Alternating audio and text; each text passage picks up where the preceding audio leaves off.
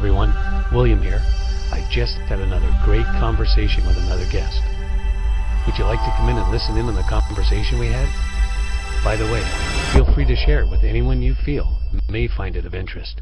Come on, let's go listen in now. Tim Simmons, welcome to my studio. Thanks, Bill, for having me. Thank you so much Appreciate for being here. I understand that you are a trustee for the City of Hamilton Public School Board? That's correct, yes, since 2006. Since 2006, and that you're now running for Councillor for Ward 3. That's right. I thought I'd make the jump this time around. So what prompted you to run? Well, probably the same things that, the same reasons why I ran for trustee. I wanted to do public service. I've always been attracted to public service ever since my dad was a trustee back in the 70s. I grew up with 3 siblings, but I was sort of the one that was interested in the politics, in what goes on with government and public life, and used to like going around campaigning with him. So, I've been involved politically probably since I was a kid, in many ways in those sort of spheres. And, some time as an activist. I went to Carleton University for political science. And back in 2006, I thought maybe it was time to put my money where my mouth was, right? When you're an activist, it's tough because you're often the contrarian, and it's a little different when you're standing up in public office and actually making a stand for something, for what you believe is right. Now, you don't do anything on your own, of course. You don't accomplish anything on your own. You can sit at the table and bang your fist all you want, but really what happens is you have to earn respect at that table. You have to get the others to respect you, and you have to have the staff respect you, and you have to have your community buy in too. It always starts with the community, and then you take it forward to the staff, forward to the other people at the table, whether it's a school board or whether it's a council, city council, and that's how I've been able to accomplish things as a trustee. And so I wanted to jump in as the trustee, partly because I knew something about it because my dad did it, and I wanted to sort of cut my teeth there. I wanted to see if I could do it. I saw a lot of needs in the schools in Ward 3. Huge problems with the facilities at that time. Back in 2006, we had, I would call it a culture of low expectations, and we need to turn that culture around. We need to pick up our facilities, and I know, talking to residents at that time, there was sort of a feeling that why can't we have in our schools what others have throughout the city? Why do we always seem to settle for second best? Why are our scores, why is our achievement not as high as others? And a lot of the stuff that came out of Ward 3, out of the inner city, out of Ward 2, really played into what our future program strategy would become now, where we're teaching to kids' strengths, not their weaknesses, where we have high expectations for academic success with all kids, no matter what their abilities are, and as well as pathways for those kids. So what I've been able to do in the schools, I hope to be able to do in the neighborhoods as a councillor, and that is create more diversity within our streets. So where we have part of the problems we've had in the ward is that we've had a preponderance of areas that are poverty-stricken, other areas that aren't, and there seems to be a real divide there, and that has translated into our schools in some respects. And because when everybody in the neighborhood is below the poverty line, everybody in that school is going to be below the poverty line, and we know that that having schools that are diverse, where you have all social, economic backgrounds in that school, everybody does better, and it makes everybody far more adaptable to the world, because when you get out into the world, when you graduate high school, you're going to be working with everybody. You're going to be with everybody. So in school, you should be with everybody, and it allows you that to be able to converse and to live with others who are maybe don't come from your background. Right. You made the comment earlier about getting people to buy in. And even though the youth in the ward is not of age to vote yet, how important would communicating with that youth be in a campaign? Mm-hmm. Well, they're always important. In a campaign, in organizations, one of the things we learned when we were when we at the school board, when we were trying to go through this process of what's a program strategy, what should it look like, what should a high school look like in the 21st century, what's elementary school? Well, we went to the kids. We went to other stakeholders as well, but we went to the kids, and we learned a lot of things about that. We learned what they wanted was they wanted to be able to go from elementary school to their high school. They wanted to stay with their neighborhood school. We learned that they wanted caring adults in that school, and we learned that they wanted all pathways in that school. At one point, we were looking at having specialty programming all over the city where we would bus them to if need be. They didn't want that, and they told us in spades. Kids that have special needs want to also feel like they're part of the greater school as well. I think one of them said that they don't want to be stuck in that room down the hall. Right? Mm-hmm. And I was fortunate enough when I was chair of the school board to go down to Raleigh and to Washington, the suburbs down there, with the Hamilton Community Foundation.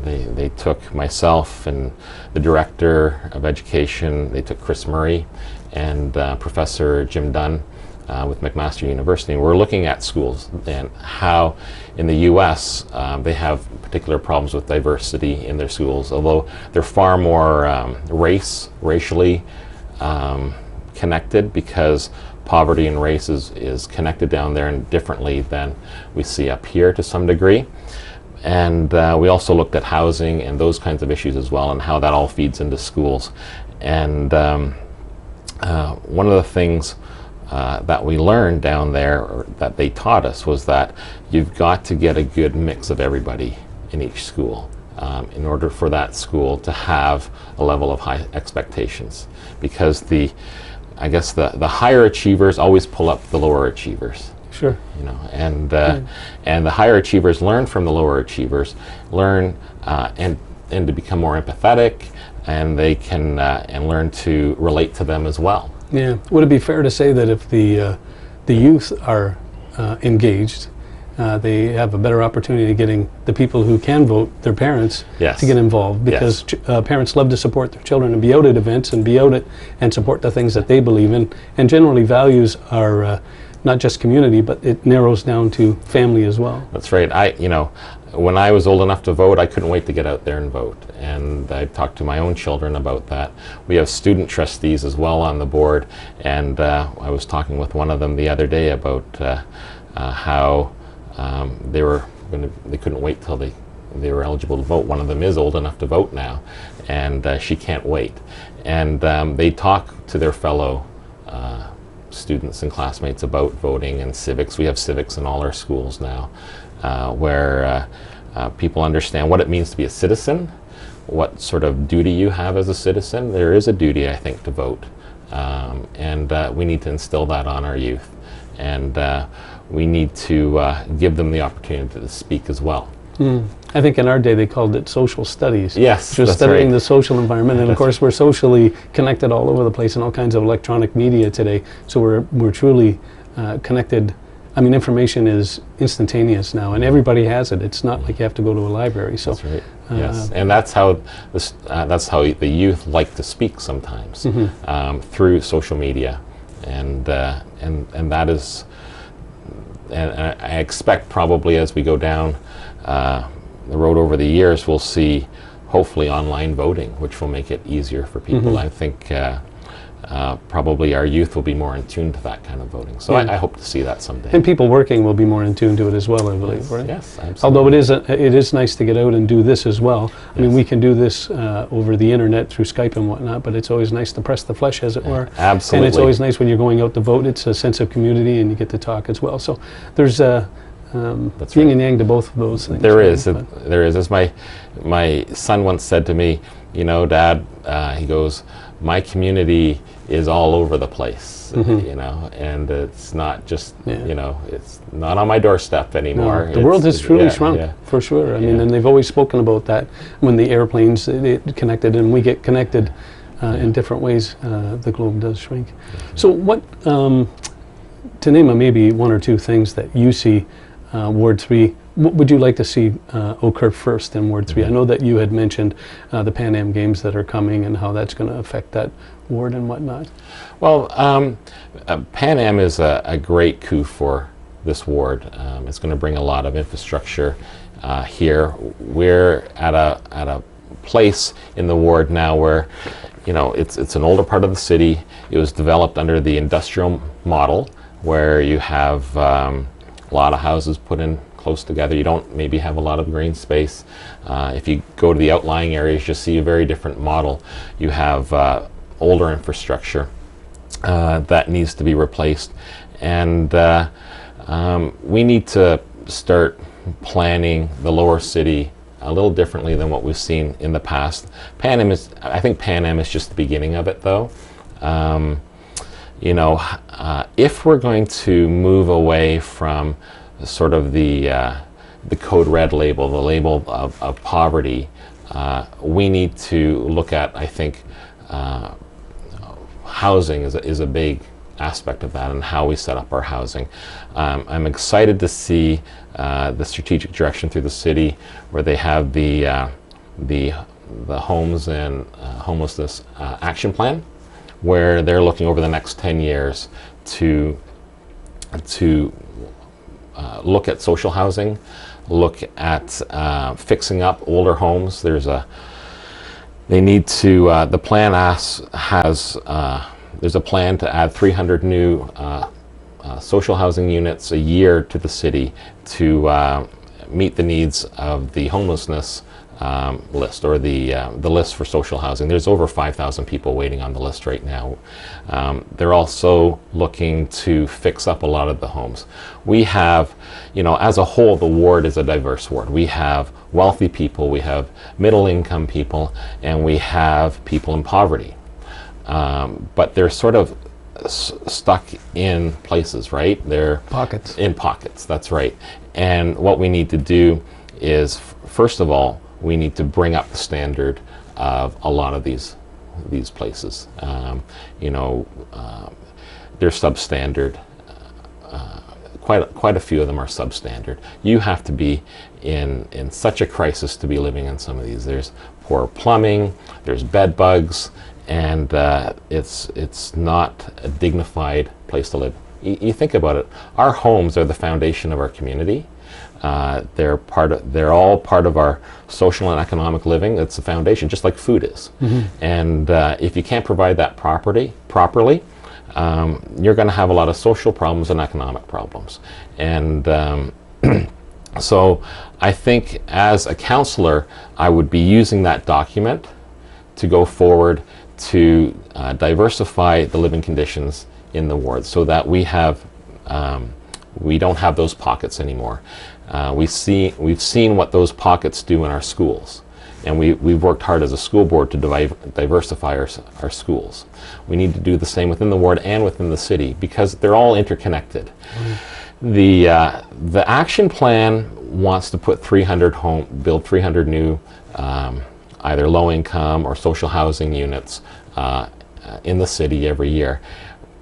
Part of that will be, 10% of it will be for larger families, 10% for those who are disabled, so they're with accessibility.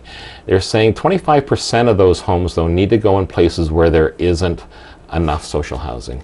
And I would challenge that, because I think Ward 3 has a preponderance of social housing. of these pockets, as you talked about. I think we should turn that number around. I think 75% of these new residential homes should be in the outlying areas. But now the connection to that, though, is also public transportation. As I said, when we were with the Hamilton Community Foundation in Washington and in the suburbs of Washington, we looked at streets that looked like something you would see in Ancaster, with beautiful homes, double-car garage, beautiful lawns. 20% of the homes on that street, though, were geared to geared to income. And our guide asked us, which homes do you think these are? And we couldn't tell. So he came and we stood in front of one of the homes and we looked. Well, they go, what's different about this house? Well, it looked like everything else. There's a front door, there's a double-car garage. We looked in the garage, there were no cars there, but there were boxes and stuff. And I said, well, I guess if you're geared to rent, you don't have a car. So he took us around to the side of the house and there was another front door there. So it was really a two-family home, and that's how they could provide that economically. But the key to that was there was public transportation, right? We don't have a network of public transportation that's sort of evenly spread out. That will get somebody from the suburbs to their job downtown easily. So this, having that lack of public transportation has an effect on our ward, because if you're going to create social housing, you need to make it accessible. So you put it where there's public transportation. Well, most of that's in the lower city. I know they're adding more on the mountain right now, but I think we need a sort of a strategic plan right across the city on public transportation, whether it's any kind of transportation in general, whether it's friendly streets to walk, whether it's biking, whether it's buses, and whether it's cars. And through that, you want to have traffic calming, of course, to make all that work, but you don't want to create gridlock either. So the housing issue, transportation issue, these things are all interconnected, and they all feed into each other. So there's not really one thing to do. It was the same experience I had on the school board when we started, looking at our program strategy and our facilities. We also looked at our governance model, and without a modernized governance model and modernized administration, we couldn't do all these things, and we couldn't manage all these things. So we found, we got into a lot of the chicken and the egg. Right. Kind of situations, or what do we do first, what needs to come first, what comes second. A lot of things come simultaneously. So like we see with the city with their strategic direction on housing, which I'm very encouraged for, I'd like to see that with transportation, where we stop doing the one-offs and we look at it as a whole, because really what happens in the lower city affects the upper city. What happens in the upper city affects the lower city, and we need to think of it all together. Yeah, very good. In closing, what would you like the community to know about Tim Simmons? Well, I think my time on the school board as chair of the board has given me the experience needed to take that step and sit at the table at council, to be able to be respected at that table. And it's very important to be respected when you're at the table. Otherwise, you're not listened to. And if you're not listened to, you're not effective. And I think from what I've learned at the school board level, I can be effective at the city level in order to move forward with the things our ward needs. So in some respects, I feel like a veteran. And it's time, I think, that I can make that step forward, and I'm sure whoever comes in behind me on the school board level will be able to work together, because there's so many things that the city and the school board can do together in partnership to make things better for our communities, but it also tends to be a better use for our tax dollars as well, too. Very good. Well, Tim, I really appreciate you responding to my invitation and coming and sitting with me and having a conversation. Well, I really enjoyed it, Bill. I would give you this opportunity to let people know how they can contact you. At the end, I will put a number and an email address or whatever, if you have a website, etc. Yes, well, we're working on the website now, but I have an email address. It's elect@timsimmons4council.net. Perfect. Great. I'll make sure that I put it up. Thanks, Bill. Thanks again.